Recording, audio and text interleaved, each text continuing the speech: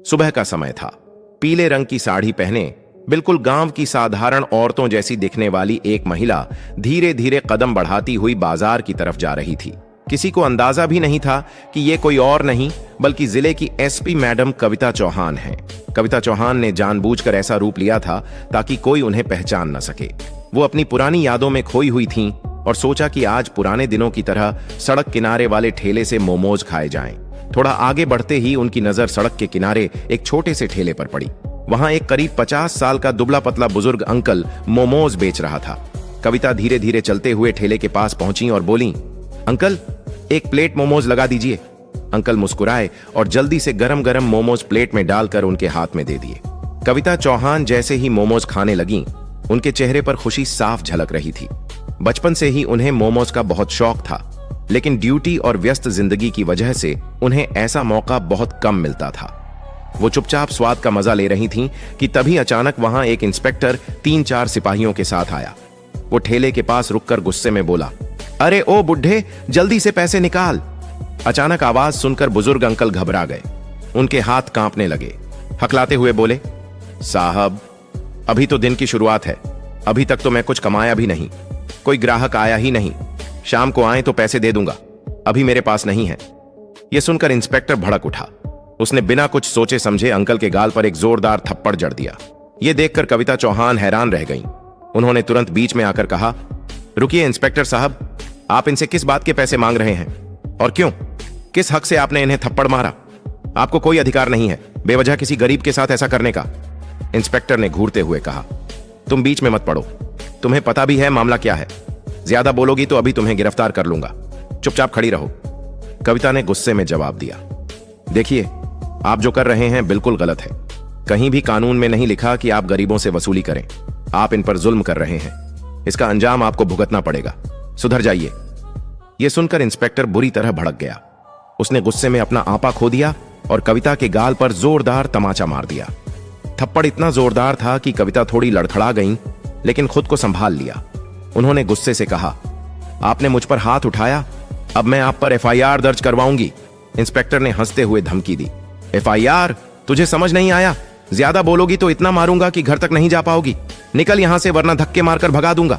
Inspector ने गुस्से में फिर से मोमोज वाले अंकल का कॉलर पकड़ लिया और चीखते हुए बोला, अबे बुढ़े, ज्यादा होशियारी मत कर, जल्दी से पैसे निकाल वरना अभी तेरा ठेला उठा दूंगा। इतना कहकर इंस्पेक्टर ने गुस्से में ठेले पर जोरदार लात मार दी। ठेला उलट गया और सारे मोमोज सड़क पर बिखर गए। बेचारा अंकल डर के मारे रोने लगा। वो घुटनों के बल बैठकर मोमोज समेटने लगा। तभी इंस्पेक्टर ने डंडा उठाकर अंकल की पीठ पर जोर से मारा। अंकल हाथ जोड़कर गिड़गिड़ाने लगा, साहब मैं सच कह रहा हूं, अभी तक कुछ कमाया ही नहीं, शाम को आइएगा, जो भी कमाऊंगा दे दूंगा, प्लीज मुझे मत मारिए, प्लीज मुझे माफ कर दीजिए। यह सुनकर कविता चौहान और सहन नहीं कर पाई। उन्होंने गुस्से में आगे बढ़कर कहा, अंकल आपको माफी मांगने की जरूरत नहीं है, ये लोग गरीबों पर जुल्म ढा रहे हैं, इन्हें जरा भी शर्म नहीं आती। बड़ी मुश्किल से आप लोग ठेला लगाकर अपने घर का पेट पालते हैं और ये लोग आपकी मेहनत को लूट रहे हैं। इंस्पेक्टर साहब अब मैं आपको आपकी औकात दिखाकर रहूंगी। इंस्पेक्टर हंसी उड़ाते हुए बोला, अरे तेरी इतनी हिम्मत, तू मुझे औकात दिखाएगी? तेरी औकात ही क्या है मेरे सामने? जा जा अपना काम कर, ज्यादा बकवास करेगी तो इतना मारूंगा कि चलने लायक नहीं बचेगी। इतना कहकर इंस्पेक्टर और उसके साथ खड़े हवलदार लौटने लगे। जाते जाते इंस्पेक्टर ने मुड़कर अंकल को धमकी दी, शाम को फिर आऊंगा, अगर पैसे नहीं मिले तो ना तू बचेगा और ना तेरा ठेला, समझ गया ना? कहकर वो लोग वहां से चले गए।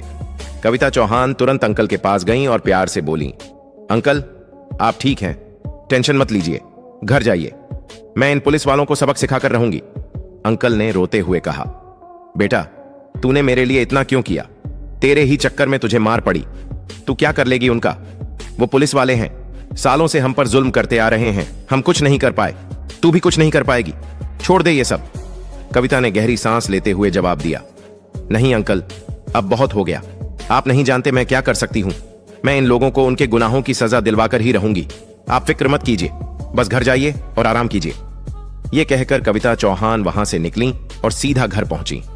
घर पहुंचकर सड़क पर हुई सारी बातें उनके दिमाग में घूमने लगीं। उनका खून खौल रहा था। उन्होंने मन ही मन ठान लिया, अब इन्हें छोड़ना नहीं है, सबसे पहले इस इंस्पेक्टर पर रिपोर्ट दर्ज कराऊंगी और इसे सस्पेंड करवाकर रहूंगी।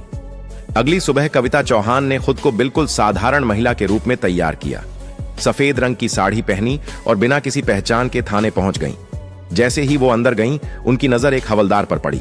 वही हवलदार जो कल सड़क पर इंस्पेक्टर के साथ था। कविता ने सीधा उससे पूछा, इंस्पेक्टर रामनाथ कहां है? हवलदार ने जवाब दिया, मैडम, वो किसी काम से शहर गए हुए हैं।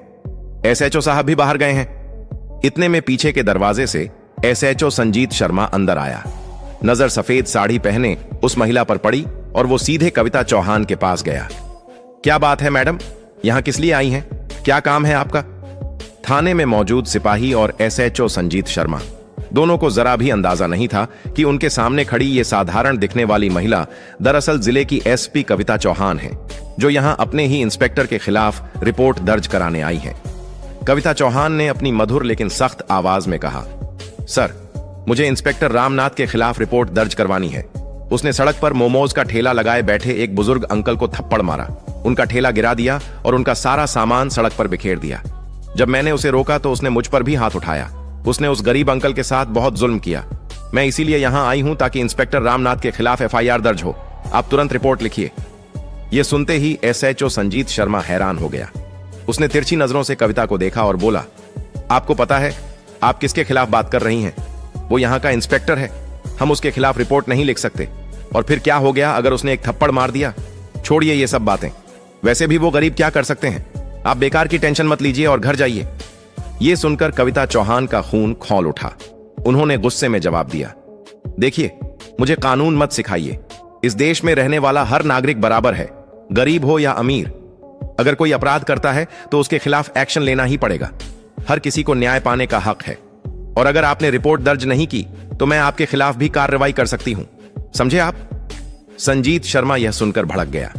उसने गुस्से में आवाज ऊंची करते हुए कहा, तेरी इतनी औकात कि तू हम पर रिपोर्ट दर्ज करेगी? मैं चाहूं तो अभी तुझे अंदर कर दूं।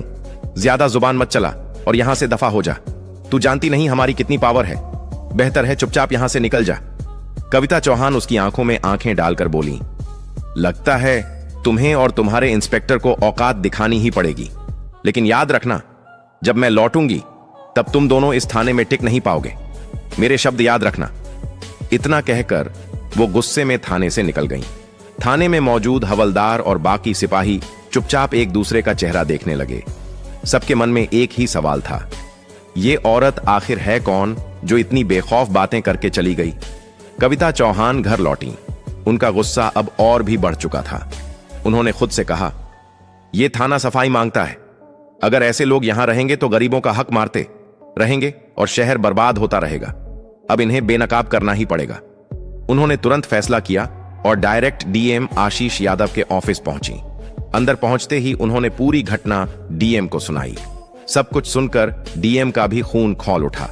उन्होंने सख्त लहजे में कहा, कविता मैडम, जो आपने बताया वह बेहद शर्मनाक है, लेकिन कार्रवाई के लिए हमें सबूत चाहिए। क्या आपके पास कोई सबूत है?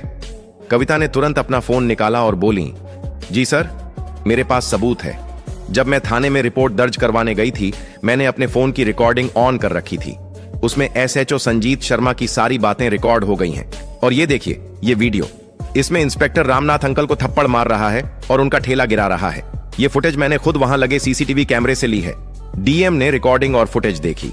उनका गुस्सा 7वें आसमान पर पहुंच गया। उन्होंने कहा, इन दोनों को सस्पेंड करना बहुत जरूरी है। अगर ऐसे पुलिसकर्मी थाने में रहेंगे तो लोग डर में दबे रहेंगे और न्याय नहीं मिलेगा। अब और नहीं, मैं कल सुबह प्रेस मीटिंग बुलाऊंगा।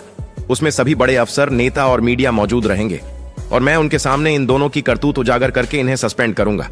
मैडम, आप टेंशन मत लीजिए, कल का इंतजार कीजिए और मीटिंग में जरूर आइए। कविता चौहान ने सिर हिलाया और घर लौटी। अगली सुबह जिले के सबसे बड़े ऑफिस में प्रेस मीटिंग रखी गई। हॉल खचाखच भरा था। मीडिया के कैमरे चमक रहे थे। बड़े बड़े नेता, अफसर, एएसपी, एसडीएम, इंस्पेक्टर और आईपीएस अधिकारी सभी मौजूद थे। माहौल तनावपूर्ण था।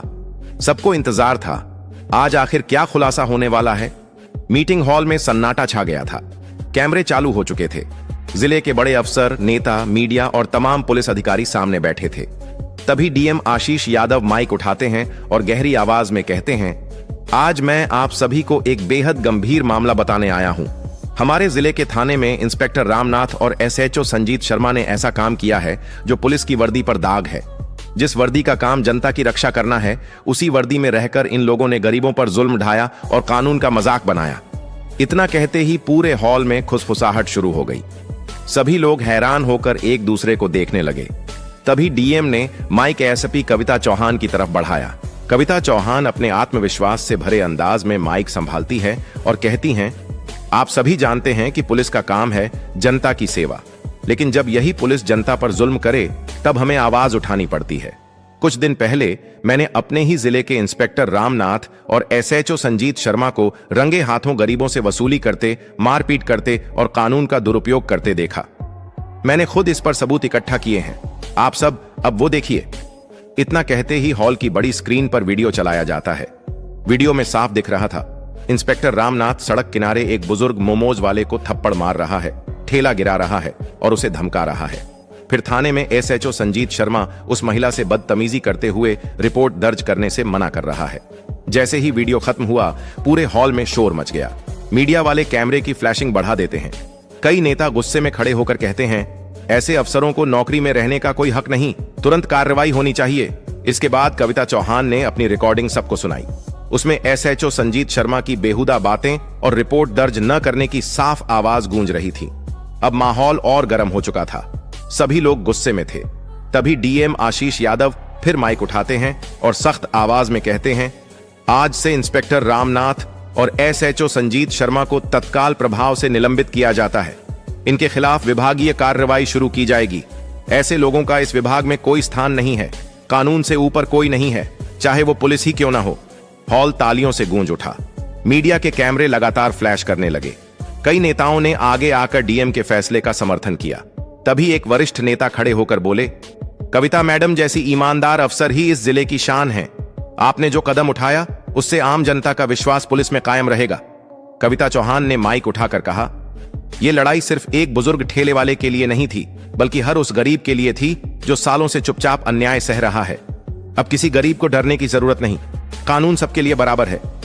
पूरे हॉल में तालियां गूंजने लगीं। इंस्पेक्टर रामनाथ और एसएचओ संजीत शर्मा को उसी मीटिंग के तुरंत बाद पुलिस सुरक्षा में थाने से बाहर ले जाया गया। दोनों के चेहरे पर शर्म और गुस्सा साफ दिख रहा था। कविता चौहान ने बाहर निकलते हुए मीडिया से कहा, आज एक मिसाल कायम हुई है। अब जिले में कोई गरीब इंसाफ के लिए दर दर नहीं भटकेगा। जो भी जनता पर जुल्म करेगा उसे यही अंजाम मिलेगा। उस दिन से पूरे जिले में चर्चा थी। एसपी मैडम ने कर दिखाया। गरीब ठेले वाले अंकल की आंखों में आंसू थे, लेकिन इस बार ये आंसू दर्द के नहीं, राहत के थे। और कविता चौहान के इस साहसिक कदम से पूरे जिले में एक नया संदेश गया, कानून सबके लिए बराबर है। दोस्तों, अगर आपको यह वीडियो पसंद आया हो तो प्लीज इसे लाइक करें और ज्यादा से ज्यादा लोगों तक शेयर करें। और हां, हमारे चैनल को सब्सक्राइब करना बिल्कुल ना भूलें, ताकि ऐसे ही दिलचस्प और दमदार वीडियो आपको मिलते रहें। धन्यवाद।